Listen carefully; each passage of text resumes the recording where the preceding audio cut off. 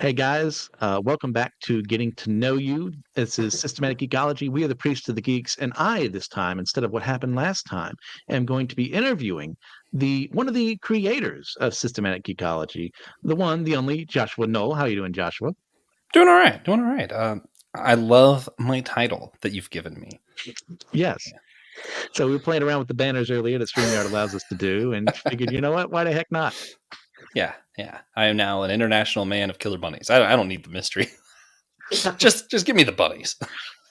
So the people, they don't know you that well, Joshua, because you are an Well, that's international sad. man of mystery, in addition to a murderer of bunnies. So, like, who are Okay, can you? we clarify that I don't go out killing bunnies? We are talking about the board game Killer Bunnies. Joshua has never murdered a bunny, to my knowledge. No, I Except don't know for what those through the the card game. Pentecostal Lutherans do in their religious worship services, but I'm pretty certain there's no actual animal sacrifice. So, Also, I love that Joshua, in I'm light now of all that, Pentecostal hyphen Lutheran.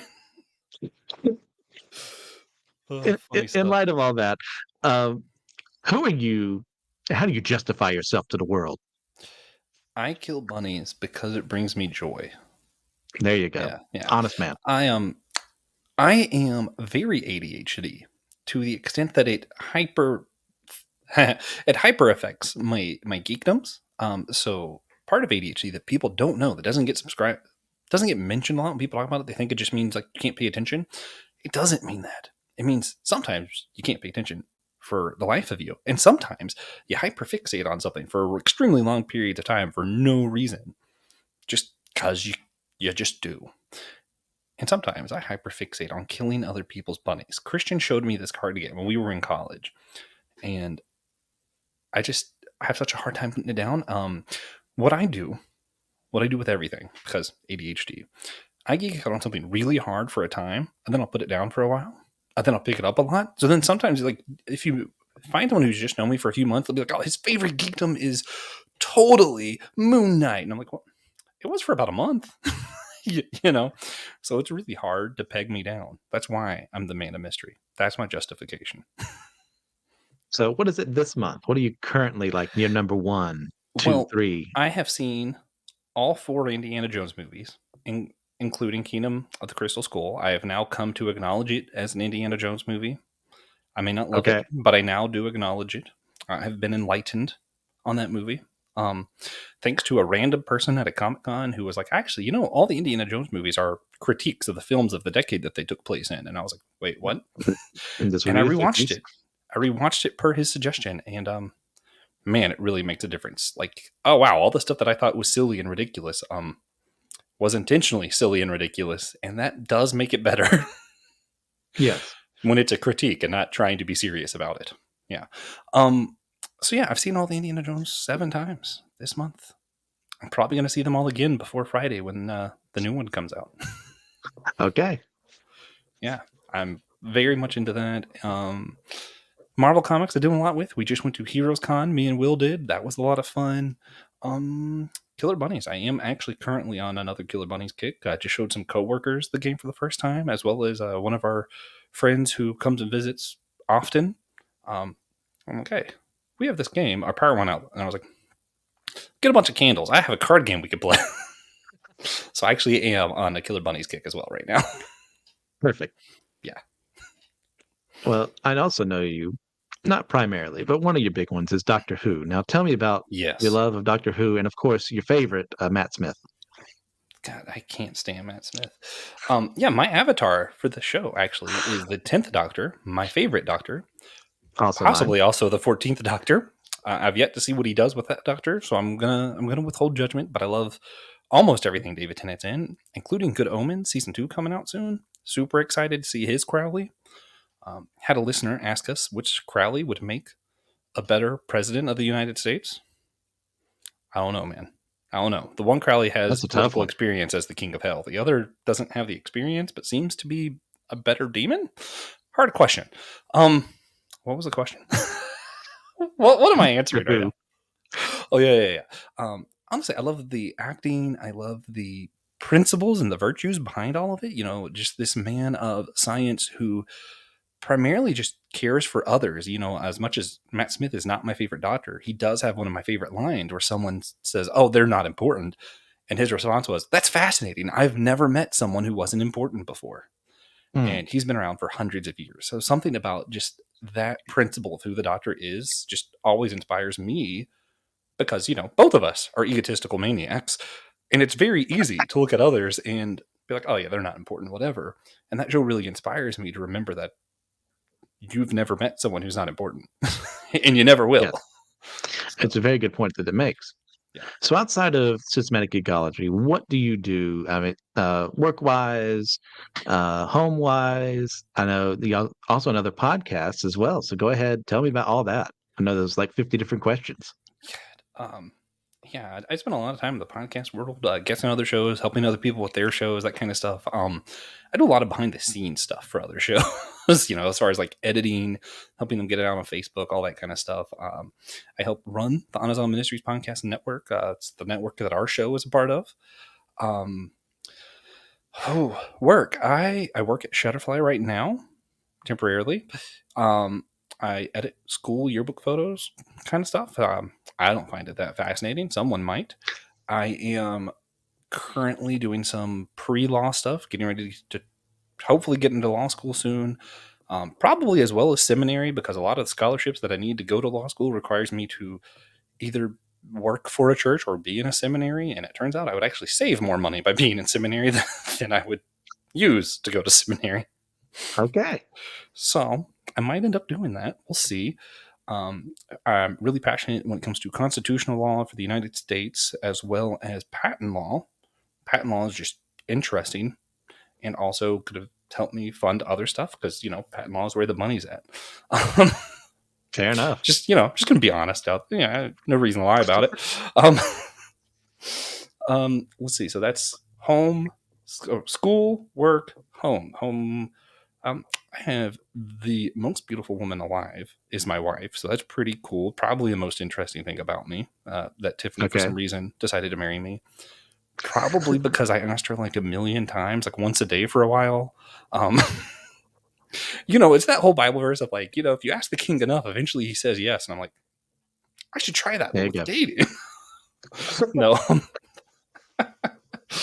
um, let's see. I have a dog named Copper, who is a beagle, who is extremely loud and is the cutest little boy in the whole world. Um, Also, one of the most annoying little boys in the whole world. He is just me as a beagle, but also really likes to cuddle for some reason. And he likes to do that thing where he Okay. cuddles and then nudges you until you wake up and half your body's off the bed. For a small beagle, he takes up a lot of space somehow. Yeah, my wife also complains. Somehow he takes all the blankets and he's on top of the blankets. He's amazing at that. He Excellent. is So, the derpiest little boy. We also have a yeah. little chihuahua who doesn't make any noise at all. Surprises everybody. Sweetest dog on the planet, less than 3 pounds. A cat, not really by my choice, but because I like him the least, he loves me the most.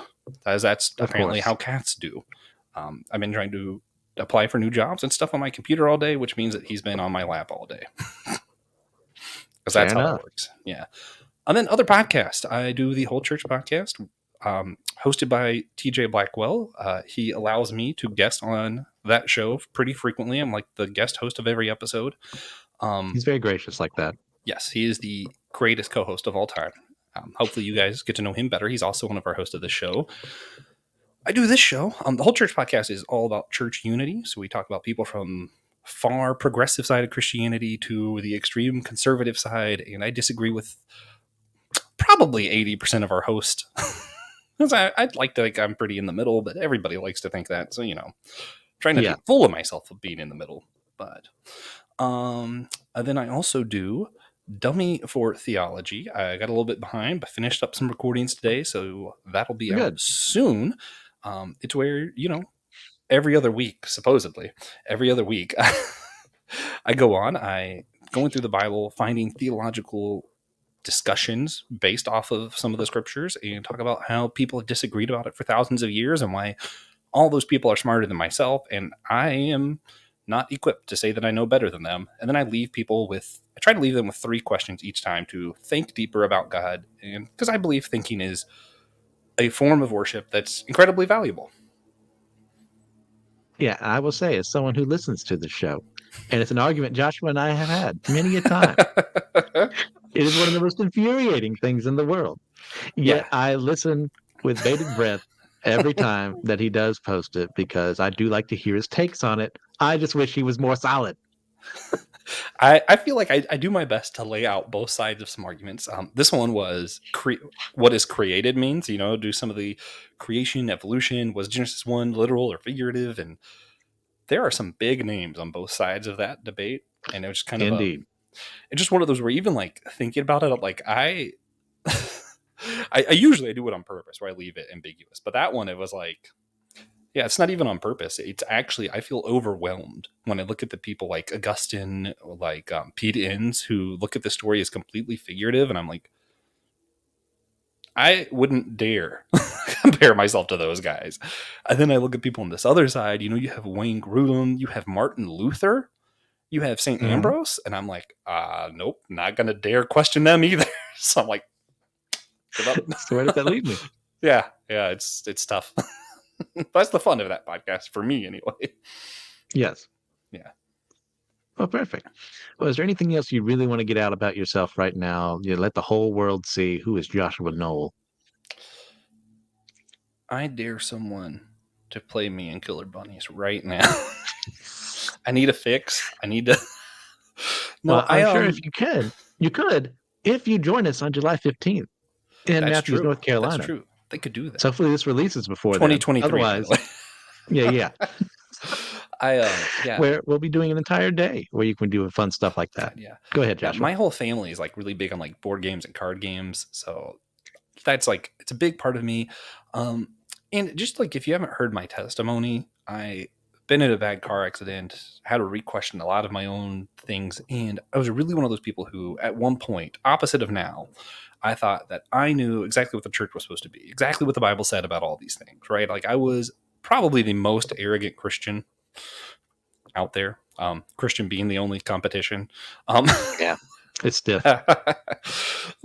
But I, post that and post meeting all these other people through Whole Church Podcasts and different stuff. Like Trip Fuller invited us to Theology Beer Camp last year. I just kind of feel like I've gotten more humble. I mean, probably not the humblest. I'm not Moses. But just kind of coming to this place of realizing I don't have it all figured out. Realizing that maybe the best way, this is part of why I really like constitutional law.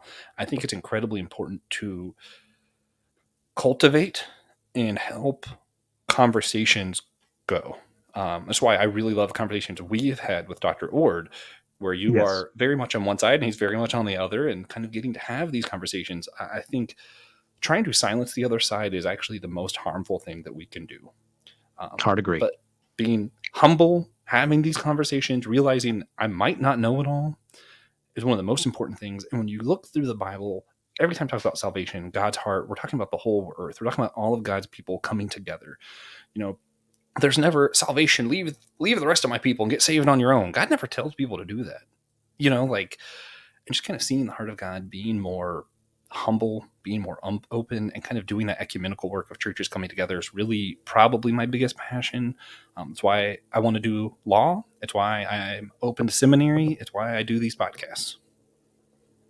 All right. Well, thank you for allowing me to introduce you today and to interview you. So, guys, thank you for listening to this episode. We're looking forward to having more done with the rest of the hosts. So remember, we're all the chosen people, a geekdom of priests.